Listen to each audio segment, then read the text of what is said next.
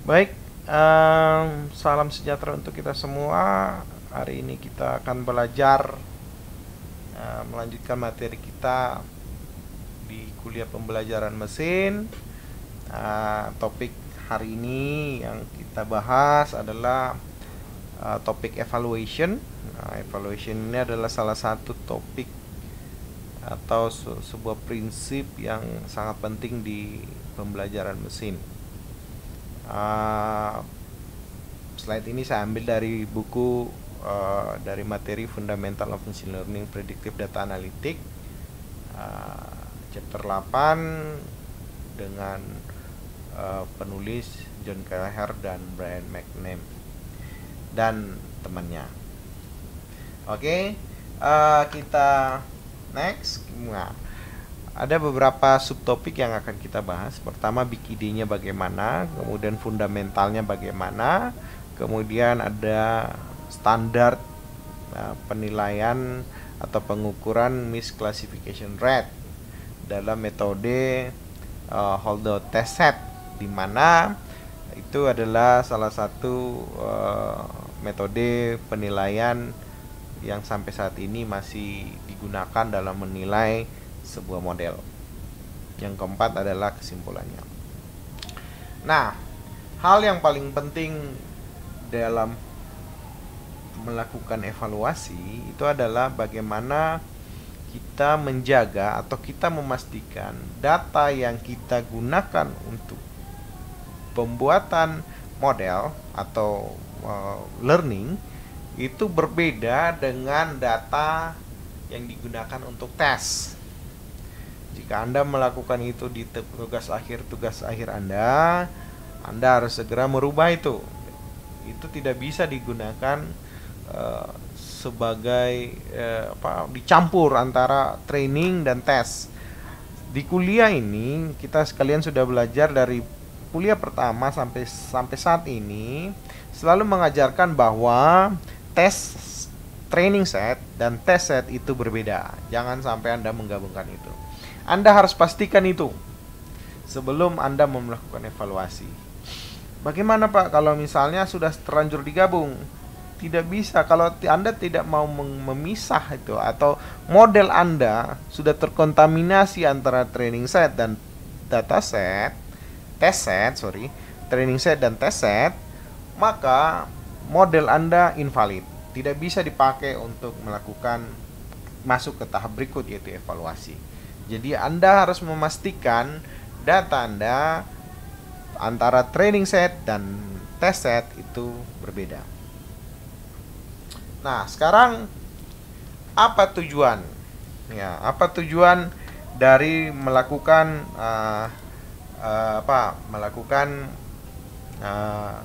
pengujian?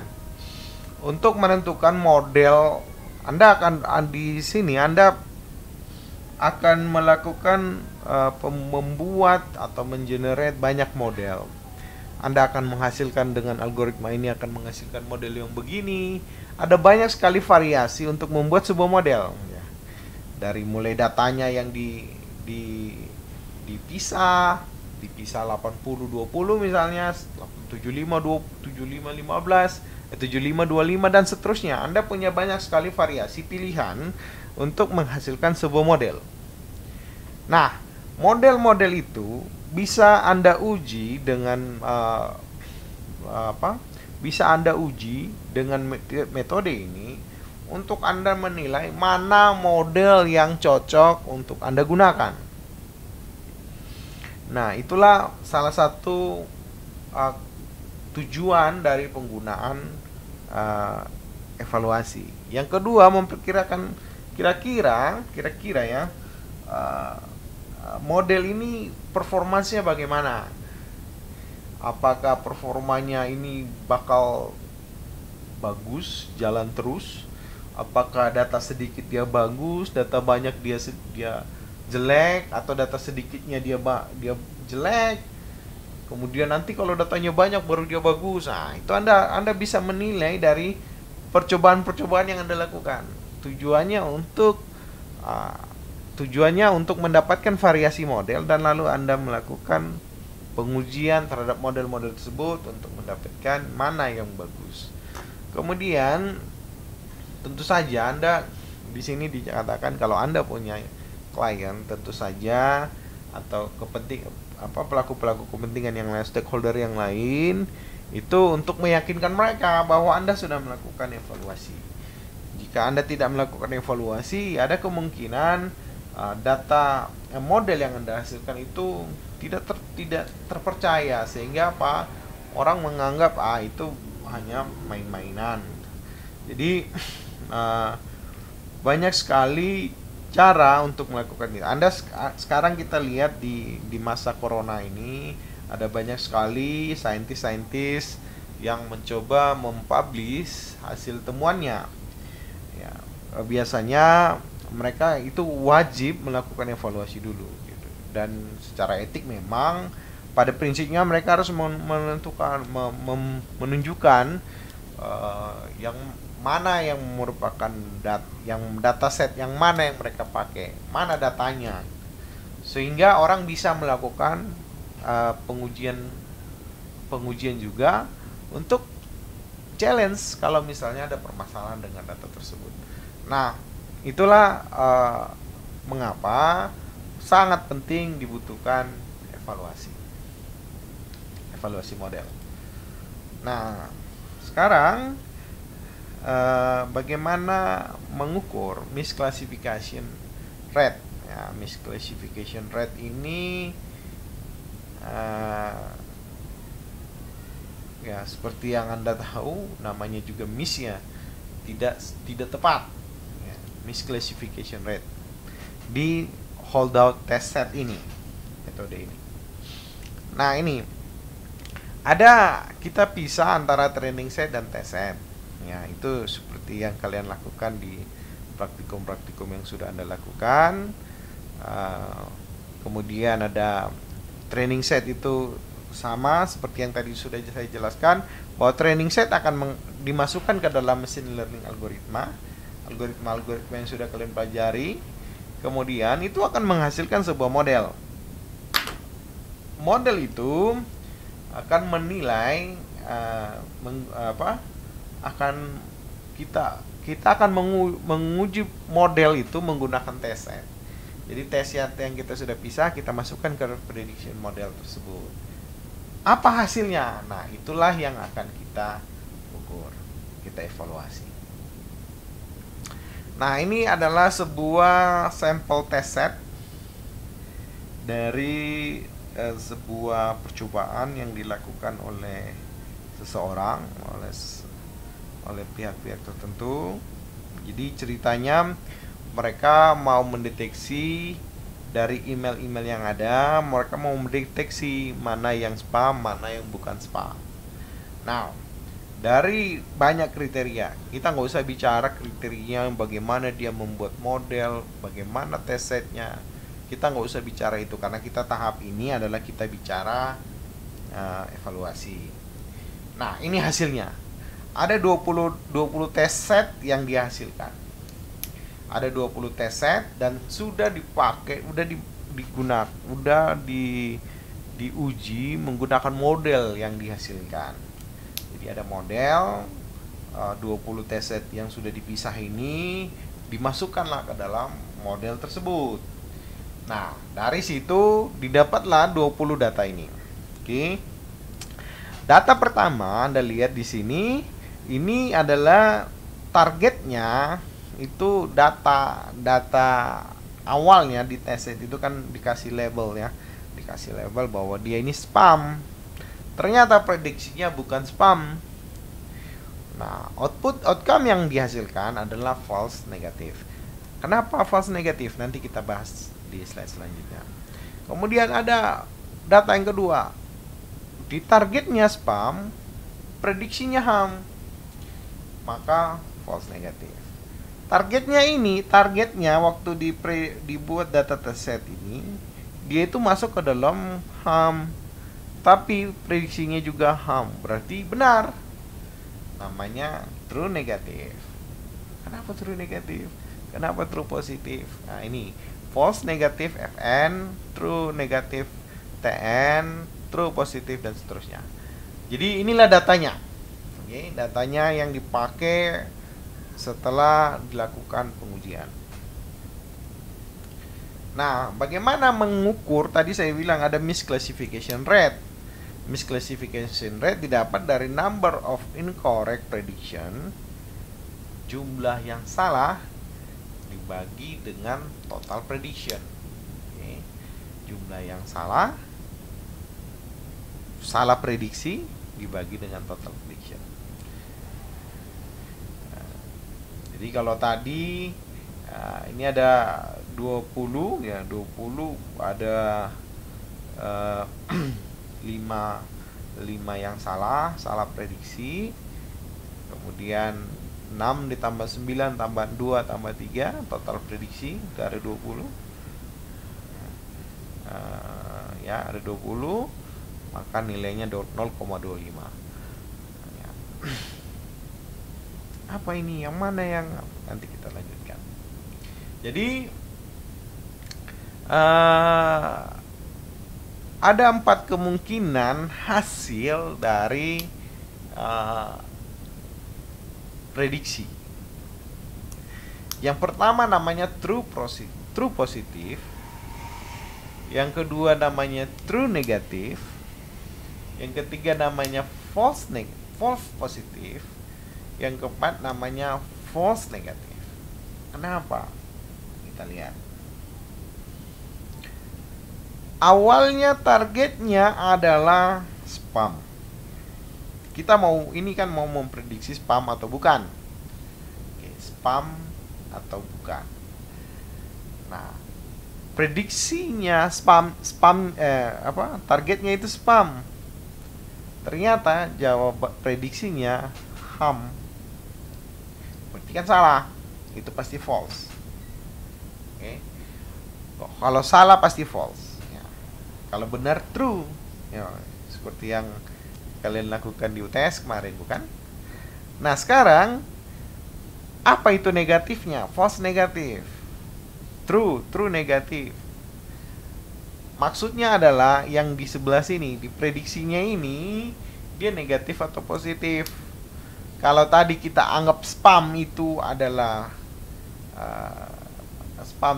positif, spam itu adalah kita mau memprediksi spam. Kalau spam benar spam berarti positif. Kalau bukan spam berarti negatif. Itu. Jadi kalau kita bicara false negatif berarti dia salah jawab dengan prediksinya negatif. Nah, kalau ini spam berarti dia jawab benar ya dengan jawabannya positif, yaitu spam. Tadi spam kan positif. Jadi begitu juga misalnya ini ham. Dia menargetkan ham, prediksinya ham. Tadi kita mau memprediksi spam, berarti dia bukan spam. Nah, karena dia bukan spam maka dia negatif. Berarti dia benar true negatif. True negatif itu artinya true dengan jawaban ham. Begitu selanjutnya. Oke, nah sekarang struktur ada namanya matrix confusion. Matrix confusion ini untuk melihat prediksi ini. Anda lihat di sini di kolomnya ada prediksinya positif atau negatif. Kemudian targetnya itu positif atau negatif. Kalau targetnya positif, true positif. Kalau ini targetnya positif, kalau dia benar namanya true positif. Ya, true positif.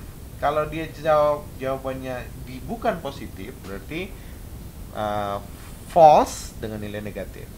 Begitu juga ini ada negatif, targetnya itu negatif, tapi prediksinya mengatakan dia positif, berarti false positif. Ya, false positif. Kemudian kalau dia prediksi di targetnya dia bilang negatif, tapi prediksinya bilang negatif juga, berarti dia disebut dengan true negatif. Nah, dari tabel yang tadi, ya, dari tabel pertama tadi, kita dapat bahwa ada targetnya spam, prediksinya spam. Berarti ada 6. Berarti inilah yang 6 true positif. Kemudian ada targetnya spam tapi jawabannya ham. Targetnya spam, jawabannya ham. Berarti false negatif dan seterusnya. Jadi ada inilah matriks confusionnya. Nah, akurasinya kalau kita bicara akurasi dari misclassification akurasi itu didapat dari false positif ditambah false negatif, berarti benarnya. Karena ini salahnya. Baik salah untuk positif maupun salah untuk negatif, dibagi dengan true positif tambah true negatif tambah false positif tambah false negatif. Jadi ini sebenarnya kalau ini uraian dari yang atas, bahwa ini yang salah dibagi total. Nah, kalau kita bicara di data yang tadi, misclassification akurasinya 0,25. 2 tambah 3 ya yang salah. 6 tambah 9 tambah 2 tambah 3 itu yang dari total prediksi.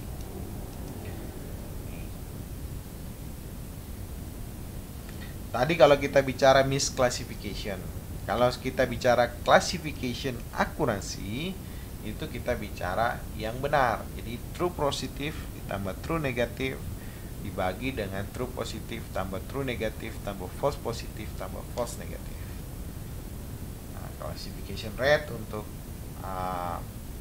data yang di atas adalah 6 tambah 9 dibagi 15 dibagi dengan 20, nilainya 0,75. Jadi sebenarnya akurasi itu akan menghasilkan nilai 1.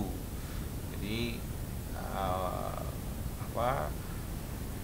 yang benarnya itu kalau yang ini benar dibagi total itu 0,75, salah dibagi total 0,25. Dua-duanya kalau dijumlah jadinya 1. Itu pengantar saja di awal. Nah, minggu depan kita akan bahas lagi. Nah, nanti di minggu ini akan ada juga materi yang akan saya sampaikan. Cuman ada beberapa yang perlu Anda perhatikan bahwa akan ada project. Project itu Anda harus mengerjakan di 3 minggu ini. Kemungkinan kita akan pakai sampai week 17 untuk penilaian. Kita memang sampai saat ini masih belum, saya dan Bu Ike tadi sudah sepakat bahwa kita tidak akan melaksanakan UAS. UAS namanya juga machine learning, nggak mungkin kita nulis di kertas seperti tadi komplain mahasiswa di grup. Memang benar bahwa itu nggak pas lah kita pakai untuk menghitung. Oleh karena itu memang kita akan melakukan project. Nah, project 3 minggu ini akan saya pandu, akan saya bimbing, termasuk menggunakan beberapa tools, termasuk GitLab yang akan kita pakai. Saya akan buatkan tutorialnya sesuai keinginan kalian. Kemudian kalian harus mempersiapkan video presentasi, dan ini benar-benar 1 orang project tapi perorangan. Saya tidak mau juga project berduaan, bertigaan, berempatan, itu saya nggak mau. Saya minta Anda mempersiapkan diri benar-benar untuk masing-masing gitu. Kita memang ada kendala jauh, jarak dan lain-lain, oleh karena itu saya tidak mau ada kelompok. Oleh karena itu Anda mengerjakannya sendiri-sendiri, ya, mengerjakannya sendiri-sendiri. Kemudian Anda siapkan video presentasinya. Video presentasi apa saja isinya? Ya, isinya satu, Anda harus kuasai dulu datasetnya. Anda jelaskan dulu apa itu dataset yang Anda pakai. Memang nanti datasetnya akan kami pilih, tapi harus Anda kuasai apa yang kalian pilih dari yang kami tentukan itu. Setelah Anda kuasai, Anda jalankan proses pembuatan model sekilas, kemudian menghasilkan model, lalu uji. Setelah diuji, jelaskanlah hasil dari data itu. Lakukan evaluasinya bagaimana, apa arti dari data itu harus penting. Nah, jadi ada beberapa tahap dalam project ini. Project pertama Anda lakukan pemilihan dataset, penguasaan dataset, apa datanya itu, kemudian memilih algoritma. Silakan gunakan algoritma yang sudah kalian pelajari, dan nanti juga akan saya support lagi dengan algoritma-algoritma yang lain. Kemudian setelah itu kalian menghasilkan model. Model ini diuji, dievaluasi, ya, seperti yang saya sampaikan ini. Nanti akan ada lagi materi tentang ini, materi evaluasi lanjutan. Kemudian Anda menghasilkan model, buatkan presentasinya, tampilkan di YouTube hasil dari presentasi Anda. Nanti kami akan menilai itu sebagai nilai ujian akhir semester Anda. Nah, untuk UTS nanti akan kita lakukan di minggu 16. Minggu 16 akan kita lakukan untuk UTS. Demikian, kalau ada pertanyaan nanti bisa disampaikan di WhatsApp grup. Saya akan membantu, akan pandu beberapa pertanyaan, nanti akan saya jawab. Ya, semua nanti akan saya jawab. Demikian untuk sementara, video pertama ini akan saya tutup.